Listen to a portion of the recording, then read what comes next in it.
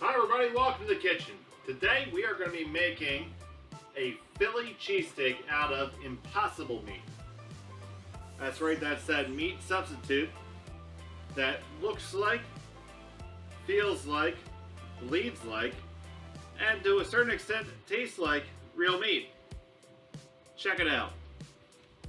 So we have the impossible meat. We're going to make the cheesesteak out of this. Now, a traditional cheesesteak would use ribeye, but we don't have that. We're going to do this vegetarian. But the biggest question is with or without. And wit is spelled W-I-T. And if you're ever in Philadelphia, wit means onions. When you order a cheesesteak, you order it with or without. And then it's whatever kind of cheese. It's going to be Prove wit. American wit. And if you're a tourist, a whiz wit. But most Philadelphians wouldn't be caught dead eating a whiz cheesesteak. So I got my griddle, nice and warm. You can do this all in a cast iron too. We're going to start these onions first.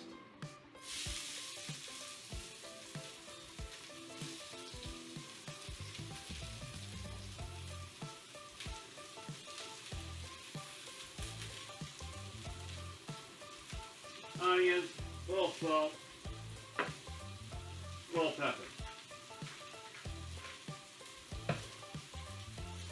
Alright, we're going to get into them.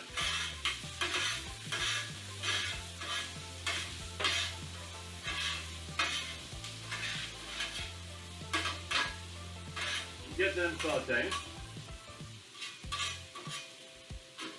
And now we're going to get our meat out.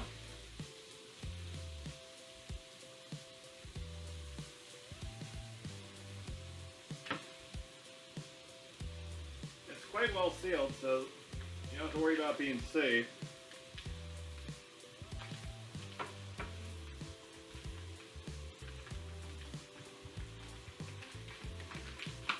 Alright. And to take it out, it really feels like it's ground meat. So I'm going to take out about 6 ounces. I'm just going to throw it on my grill.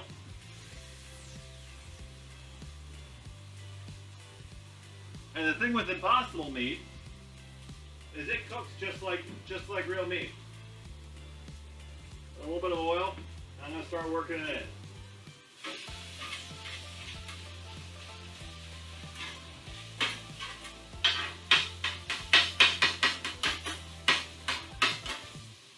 Keep my onions going.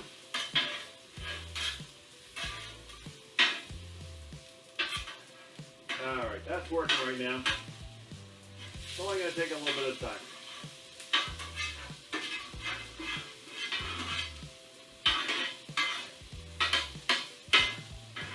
Now the impossible meat is engineered to cook just like it's 80% lean ground beef. And you see it's actually changing colors as it cooks. Just like ground beef would.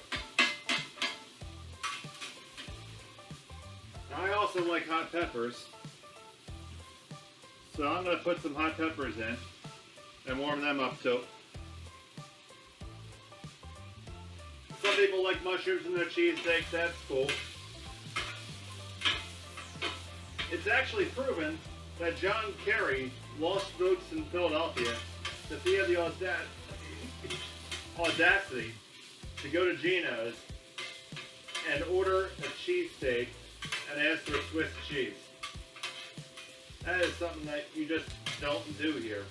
And Philadelphia did not forgive him for it. Okay, you want to season this meat too.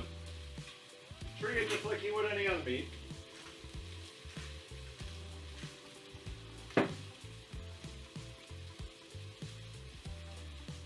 Do this a quick toss.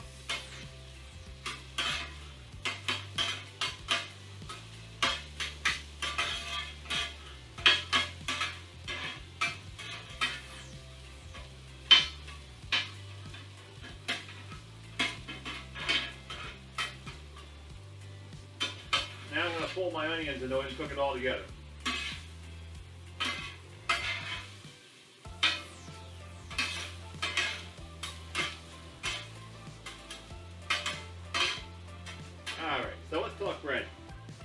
got to have a good hoagie roll. This is an Amoroso's roll. And when you're cutting into a roll, you cut it, you look at a roll. Roll has a straight side and a round side. You always cut the round side so your straight side can be a hinge. And you work it up, and a good roll has this elasticity that allows it to caress the meat. Become this beautiful meat blanket.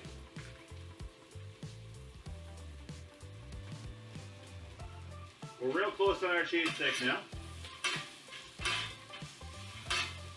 Starting to get little brown bits.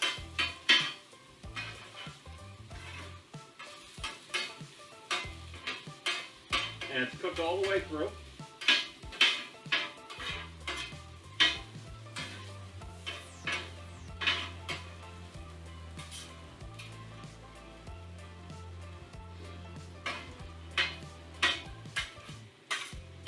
Now this one we're going to add our cheese.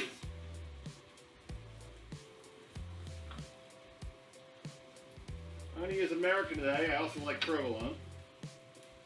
And you just slide that right on top.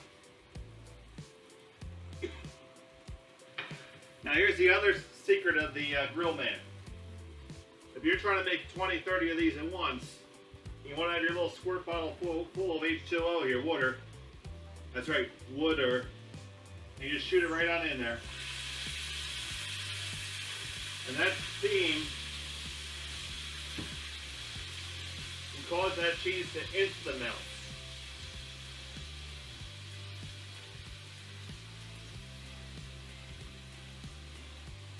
And it's getting all the way through there.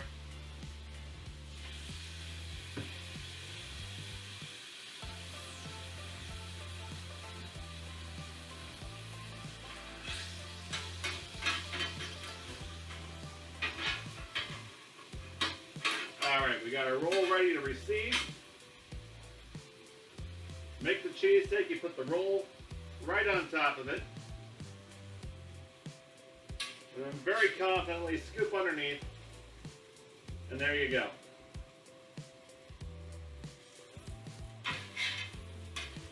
There you go.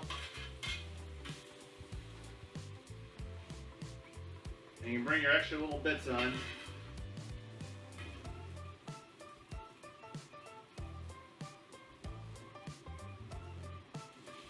And there we go.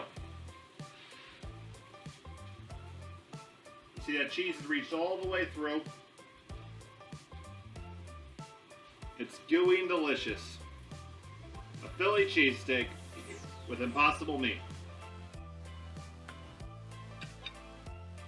Alright, so here we have our cheesesteak.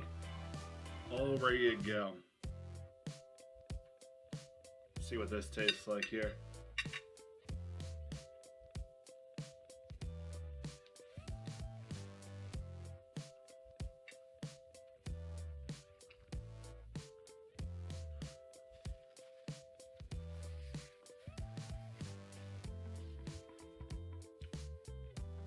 Made properly with the best bread, because the bread is everything. It's an Amoroso roll. Licio is very good as well, but fantastic. Look at that cheese balance there. Oh yeah, that's perfect. There's the cheesesteak in all its glory. Enjoy.